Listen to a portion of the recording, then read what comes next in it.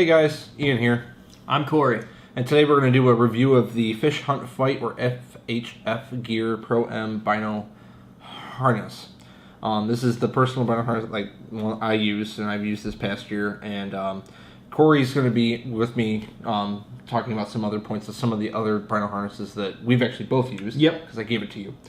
And some other gear and some other chest rigs in general. Yeah. So I'm going to walk you through the specs and just some of the things. I'm going to go through the things I like about it first, after the overview. So the camouflage this is in First Light Fusion, which makes sense because all the stuff I wear up on my chest is in this particular camouflage pattern. So one of the pluses, this is one of the actually almost only places that sells this particular camouflage pattern within a vinyl harness itself. And everything that you see here, I'm going to walk you through it. So the Pro and Bino harness is here.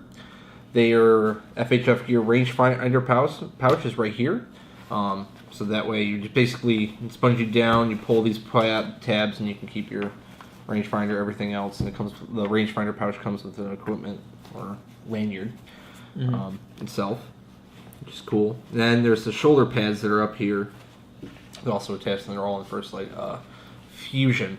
Now, what's kind of cool about this thing, and one thing that's going to set it a little bit apart, it's kind of a pain, you have to just kind of make sure, is that each of these bino harnesses come in different sizes, and that's to accommodate for the types of optics that you're going to put in. So I currently have my Vortex Diamondbacks 10x42s, which are on the smaller side. So I believe I got this as the smallest size that they have. However, when I was testing out before I gave Cory the Vortex Crossfire 8x42s that I had, they were actually ran a little big in this. Okay. So one of the cool things about this particular vinyl harness is that it's really low profile, which is something I really wanted to go for because I archery hunt, shoot a bow. It doesn't get in the way. Actually, yeah. I've actually spent a lot of time actually wearing this, so I have my rangefinder plus just integrate it into my process and system, and just double checking, triple checking, making sure that when I wear this, it's not going to interfere with my archery shooting. Period. And it's really low profile. It doesn't kind of like ride up or really do anything up in the neck area. There's plenty of pockets that are useful. Yeah. The one that I kind of just don't quite get yet is this one that's back here. There's one in the back of the vinyl harness. I haven't quite figured out anything to put there because I rarely ever take this off. You know what I put in mine? What you put in yours? Dichotomous keys for trees and other little books. I put that'd be a good spot for a small notebook. I mean, I would use it right in the rain because that could get sweaty. So you might want something like a better notebook to put back there, and like maybe a small short pencil. That would be a good thing to put back there. Feel that. Oh, that's real nice. Padded, so yeah. You could put a phone in there. Yeah. With that type of material that's in there. But that'd be a small phone. That'd be a real small phone. Not an iPhone 8. Not my phone. Not my phone. I have a Pixel 2, and the Pixel 2, it's not even the XL, and the Pixel 2 wouldn't fit in there at all. No. But it feels like it would be good to put something glass in there. It's that real soft, like almost microfiber material. Yeah. Yeah. Sorry, I didn't mean to cut you off. That's okay. That's a cool little realization because I actually just didn't really. Just because of an access thing, I wouldn't use that. That'd be hard. That's me. With that on, though, in this top flap, that would be a little bit hard to get to. Without that, that'd be a little bit easier. Yeah. Even if they did a zipper on the top, that'd be easier to get to. Yeah. I think the Vortex one has a zipper on the inside. Yeah. And that you can still manage it. Yeah. And contrary to popular belief, zippers don't make that much noise. No, they don't. So we're gonna open up this main compartment here, and all these are kind of held together by some shock cord. I have something. I gotta talk about that real quick. This is a great idea to use the shock cord as a latching system to close. Yeah, as a closure system, I should say, with the hook, because that is silent rather than Velcro or a buckle or a button snap. All of those things, Velcro, button snap, and buckle. for the most part, require a man or a woman or anyone with a needle and thread to fix that if it ever breaks down. If this breaks down, you can take an elastic band from your own hair or anybody's hair, and you can fix it yourself. Or you can order shock cord online and fix that yourself. Yep. And you can adjust the tension on that. Mm-hmm. That's a wonderful thing. I love that they do that. And the Vortex has that one too. Yeah. I've actually gone and adjusted mine, and I'm probably going to end up replacing it soon with some thicker shock cord. Yeah. But I know there's a number of other brands actually. A lot of the Alaska gear, theirs also uses a shock cord. It's a great idea. Mm-hmm. I think that if you move down to that tactical side, and we might talk a little bit about tactical gear on this channel, as a tactical closure system for mag pouches, that could be a good idea too. Yep. Maybe not for every pouch, but for a lot of them that could be good. I mean, because they still have that whole, like, at least I remember they utilized the shock cord as, like, kind of you have to pull it away, lift up, pull away, and then you can have access and stuff like that, but having maybe something similar to that would be... I think that's a better idea. Yeah. So then, moving on, there's one more pouch on the inside here. This is more easily to access than what I usually keep in here. There's not a whole lot of room from, like, from the outside to the inside portion of the pocket. There's plenty of room from left to right. And here I put basically like a glass cleaning rag, a larger one that I would have for like a scope, and then just some like towelettes that we use to clean glass. So like, God forbid you put like sunscreen on your glass, a smudge, something, whatever, you have the ability to clean it. So really simple kind of stuff just to keep it right, easy access right in the front. Good stuff. Then on either side of it, it has these little elastic kind of mesh kind of pouches for wind checker bottles, or you can put extra rounds or anything like that you can possibly think of within in there. Maybe a duck call, but that's a tight fit. That is a tight fit, and that's my one kind of gripe with this. Yeah, is kind of fits with the low profile thing, but it's so just tight to the harness itself that you have to use basically this specific bottle in order to use, which is only a minor inconvenience because they sell them. This actually came with it, so I just had to basically just get those wind checker bottles and just fill it up with a no. Now, some of the other features that are actually on this that I don't have, but it's open to. So on the bottom of this thing, there's 3 little slots here that act like Molly. So one of the things you can get is like a bear spray holder. You can mount that to this. They have a Molly muff or like a hand warmer that'll, attach to the bottom of this and go down. So that way you have like a fleece line kind of muff. That'd be nice. But it's like that modularity to it, to the whole system here, which then goes into my next thing, talking about how the rangefinder pouches and all the other pouches, like the GPS pouch or anything that you would see there with FHF gear, can all be integrated into this particular harness system relatively easily. So the rangefinder pouch can be bought separately than the actual Bino harness itself. The Bino harness itself is $98. That's not bad. And it comes in Blaze Orange, Fusion, or First Light Cypher, Foliage, which is like a gray, or Coyote, Multicam, at least those 6 that I can call off the top of my head. So you have this whole array of kinds of things, and camo patterns that you can use along with the sizes to it. But you can also get these accessories kind of to it, and this is $36 as a rangefinder pouch.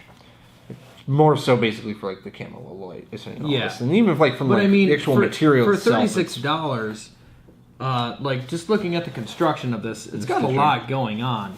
Yeah, that's kind of a reasonable price, and I know that might sound a little crazy to some of you.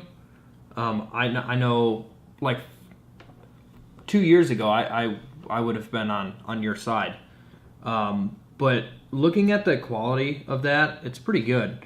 I mean, it's not double stitched in all the spots, but it's pretty well built. And for the type of use that it sees, yeah. And I mean, it's that worn. camo pattern. I mean, Yeah. Or any of it. that's Not how like, multicam was when multicam. I mean, still people Yep. pay a premium for Cry multicam. So And plus, when you're one of the only companies that sells yeah, that particular camo pattern or the accessories in that particular camo pattern, you can charge a little bit more. But I don't think they charge a little bit more for Fusion. If they do, it's like a couple bucks more, which maybe just pushes it over the $100 mark. But going back to how to integrate their pouches in the system is, I don't know, you probably actually can't see this here, but basically there's a little Velcro strap. This thing basically goes around the loop that's here, comes with this little strap that goes inside the belt buckle, and then fastens, securing it actually through the belt, the actual, not belt, but the buckle itself, keeping it right there attached to this Velcro, well, not Velcro, elastic band right here, which causes a little bit of give, kind of a little bit, but you can really cinch that down and make it nice and tight. nice. And therefore, what happens with that system then is some people will run their rangefinders like on their hip or anything like that. Yeah. I like having it right up here, right in my workspace. So that way it's just like, if I was a deer coming in 30 yards and closing fast, I can just go boop, boop, boop, and just put it right back. Yeah. And when I mean, the reason why Bino harnesses are a thing is because people wear packs. I mean, it's a chest rig, and you want a chest rig to be on your chest to keep your hips free and your back free, so you can carry a pack. So, Yep. Yeah. And then when you do buy the rangefinder pouch, it also comes with an equipment lanyard, which actually attaches your rangefinder to the pouch. One gripe with this is I have actually had on occasion this part, which is attached to the rangefinder pouch, actually come off. It's actually, there's a slit that's open right here. There's no way to me to actually fasten this all the way down, so that way it won't pop off. So that's one little thing you have to just, it's like a mental maintenance kind of thing, just to make sure that that's still attached. You could tape it if you had to, right? If you had to. I mean, there's ways to get around it. I just wish that. But I mean, You pay $36 or whatever $36. money is. That's like one little fine detail thing. That's just Other a little than that, I mean, it's annoying. pretty cool. Yeah. Pretty So that way cool you design. can pull it out. If it is Yeah. on your hip, you can actually pull it off your hip and run it all the way up, and then it brings it right down and just retains it, so you don't lose your however many hundreds of dollars of range finding glass that you have. Yeah. So then the last thing, which I'm going to get to, which will lead to my next kind of point, which is why this company is awesome. The shoulder pads that are here. This is an older, out-of-date kind of version of the First Light Fusion. It's not it's a little more green. That's in here. It's a little more faded than versus what you would normally see. It's not nearly as bad. It's almost like the purple kind of haze, but it's still just a little off. But these just increases the comfort of being able to wear those straps. Especially more so when you're in like the early season, you're wearing like really thin kind of clothing that can tax, especially if it's more like the elk hunting guys that are out there wearing it for like 12 hours a day. Oh, for yeah. like 5 days or anything like that. That can wear on you, but the extra little comfort just kind of helps just a little bit. Now, the cool thing about this company is that you can buy the Bino harness, and you can bundle it. And don't believe there's a costing, but it's very easy for you to find out all the things that you see here. You can buy all at once for $169. Total thing, all done. Not bad. And they'll assemble it for you. Not bad at all. So when I bought this, I bought the rangefinder pouch and this at the same time. They attached the rangefinder pouch to the Bino harness. I didn't have to figure that out. Oh, that's cool. Which That's was a nice touch. Which was really neat, and I really appreciated that. I really like the. I mean, you can tell with their logo. I mean, it's a Barrett 50 cal, a broadhead, and a fly reel and rod. Mm-hmm. I kind of like where this company's head is at, and it's the same thing like with Hill People gear. I mean, those two companies, and I hate to compare one to another, but they both fit this niche that's tactically minded, slightly molly adaptable gear that makes sense. that has a slight military inspiration to it because, honestly, a lot of military gear works well for hunting. I use military gear forever for hunting. Mm-hmm. I still use it once in a while. Mm-hmm. I really like the idea of this rig, for sure. Oh, I forgot to go over one final feature. What? My favorite new discovery feature from watching the Born and Raised Outdoors. Yeah. And I happened to notice Yep. one guy just do this small little thing, and I was like, oh my god. So, out here in Western New York, we don't have elk that we can go hunt. But we do have Not turkeys. anymore. Not anymore. They're gone. Sad. Yeah. Press F. Pay respects. But we do have turkeys. So the only time or the only season you will never or very rarely ever see me actually wear this is waterfowl hunting. Yeah. Everything else, I wear it all the time. It's strapped to my chest. Including when I go hunting for turkeys. So when you're hunting for turkeys, you have trying to figure out where put like your diaphragm calls, your mouth calls. Yeah. And they usually come with this little clip, whatever thing, box thing you can put them in, whatever, but it makes noise, and it's like trying to find it in your pants, pockets, or anything like that. Yeah. Which increases the movement that you have to do in order to find it. Well, I'm just gonna pull out a little handy dandy little elk call here that I have because I'm practicing. And this goes with any diaphragm call, whether it's for predator calling, turkey calling, or anything like that. So, elk diaphragm call. There's these little flaps that are right here. They're a solid tan. You can literally pull them open and stick your diaphragm calls right in there. And they're right on your chest.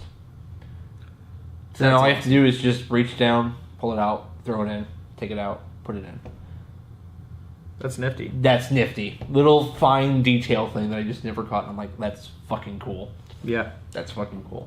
So, I like that a lot. yeah. And then one of the reasons why I picked this, well, the couple reasons why I picked this specific Bino harness to go with versus some of the other ones that I've used. So, like, Vortex has their own binocular harness that they have that's for $50. So, literally,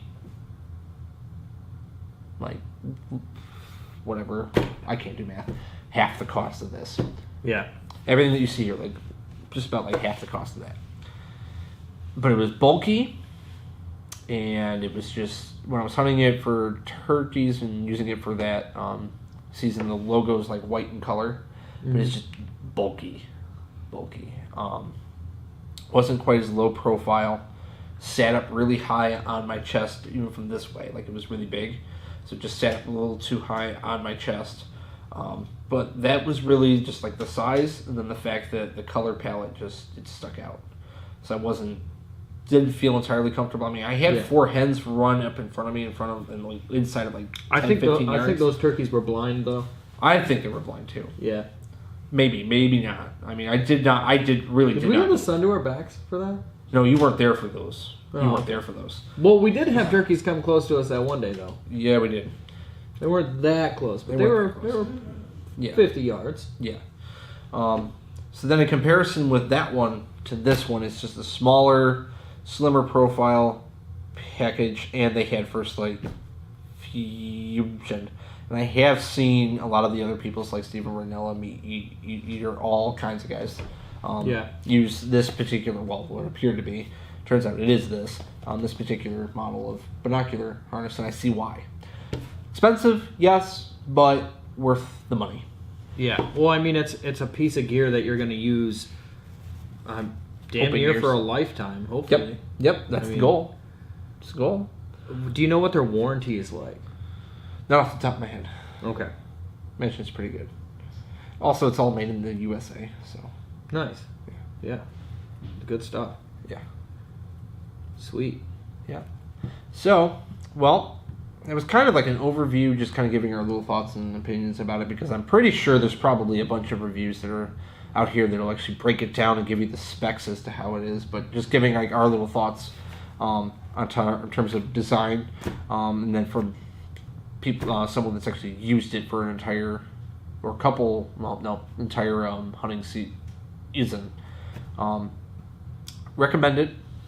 It's pricey. I recommend it. It's worth the money that you pay for. Yeah, for sure. So with that, I'm in. And I'm Cory. Thanks for watching.